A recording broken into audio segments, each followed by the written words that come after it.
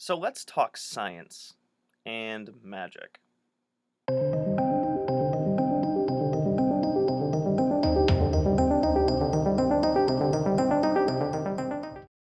Okay, so we're going to talk about the double slit experiment, which I'm going to explain at the most basic level that I can, and then the implications that it has on magic. So let's take a look at this graphic here, right?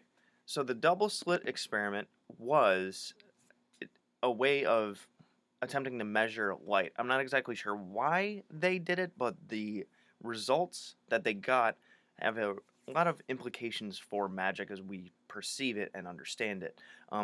Whenever I try to study and explain magic, particularly in magical theater and magical mechanics, two of my books, I try to explain it in the levels of psychology and science, and the double slit experiment really helps from the science angle. So, in the double slit experiment, they had an electron beam gun where they were shooting electrons um, at this panel that had two openings in it. So, two slits, so it's a double slit. And when the electrons would pass through it, basically, when they would look at it, it would go one way or another. It would either go through one slit or the other, but that was when it was being observed, right? But when it was not observed, the electrons behaved as a wave.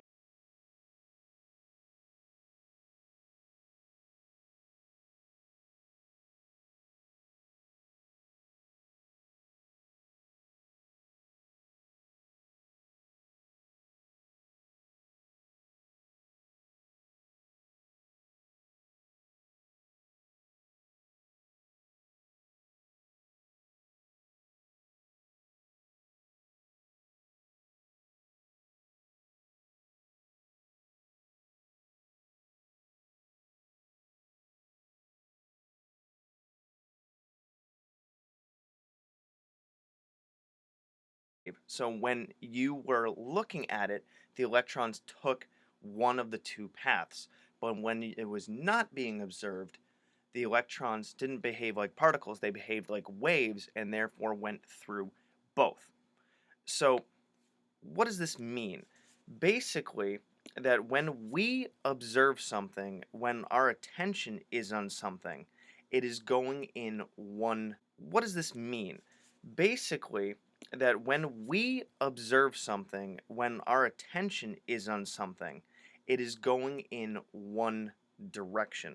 But when we are not paying attention to something, all possibilities are open.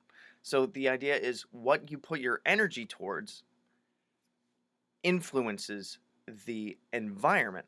When you're not observing it, or you're not paying attention to it, or your actions are not on that thing, then all possibilities are possible. So basically, let's draw an analogy here.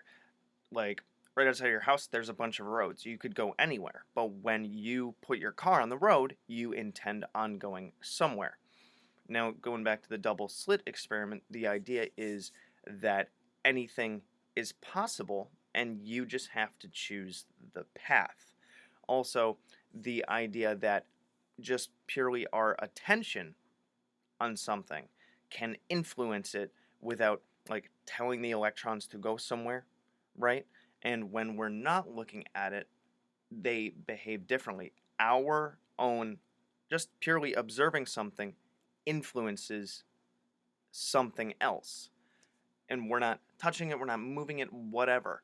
The the idea, if you tie this in with magic, and forgive me because it's about 4:49 in the morning at the moment, haven't had any caffeine yet, but the big idea is that we influence things around us purely with our thoughts and our attention. And this goes with magic because when we want something to happen and we will it to happen, we can make it happen. And the double slit experiment kind of shows that at a very simple level. But if we expand that to taking action on things, to having our attention and intention put towards something, then we can change the outcome of a particular thing. And, the more action that you put towards something, enacting an accord, the more energy that you put towards it, even purely by just thinking and desiring something, the more likely you are to change the situation at large. So this is a bit of a short one, but short, sweet, to the point. The fact is that we influence our environment purely by observing it and purely by our intention behind something. So if this does not speak to the bigger picture of how just our energy towards something can influence it and change it, and how that supports magic, if in this way science cannot be stretched a tiny bit in understanding to demonstrate that it supports the idea behind intention and energy and magic, then I don't know what does. Thanks for watching my video.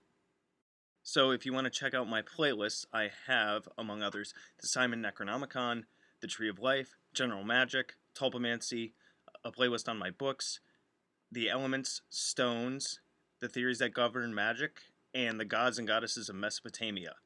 If you want to check out my books on Amazon, I have Creating Consciousness, Magical Mechanics, Magical Theater, Handy Sigil Magic, Magical Movement, which is an update and expansion upon Handy Sigil Magic.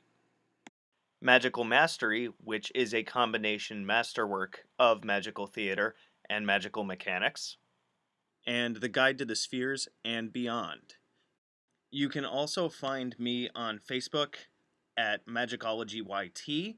You can email me at priestofthenecro@gmail.com, and you can even check out my Instagram, which is Magickology. And good hunting.